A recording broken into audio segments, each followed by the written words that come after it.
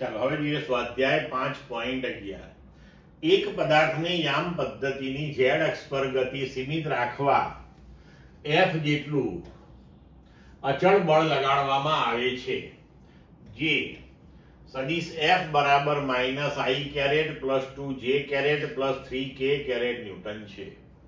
અહીં i caret j caret k caret અનુક્રમે તંત્રના x y અને z અક્ષ પરના એકમ સદિશો છે। આ પદાર્થની z અક્ષ પર 4 મીટર અંતર સુધી ગતિ કરાવવા માટે આ બળ વડે કેટલું કાર્ય થયું હશે? તો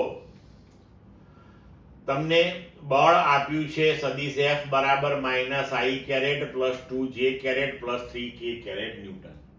હવે તે z અક્ષ પર 4 મીટર અંતર કાપે છે એટલે તેનો સ્થાનાંતર સદિશ આપણે લખી શકીએ s બરાબર 4k કેરેટ મીટર। હવે આપણે ગણવાનું છે કાર્ય બરાબર બળ ડોટ સ્થાનાંતર એટલે બળ અને સ્થાનાંતરનો ડોટ પ્રોડક્ટ।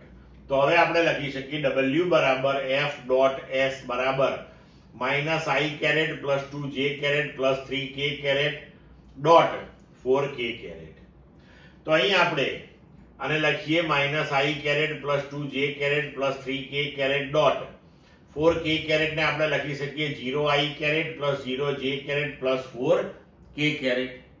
હવે આપણે આનો ડોટ પ્રોડક્ટ લઈ લઈએ તો -1 into 0 into i dot i plus 2 into 0 j dot j plus 3 into 4 k dot k।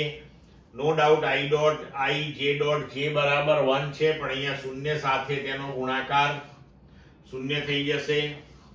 તો હવે આપણી પાસે જવાબ મળ્યો 12 જૂલ। ક્લિયર મિત્રો?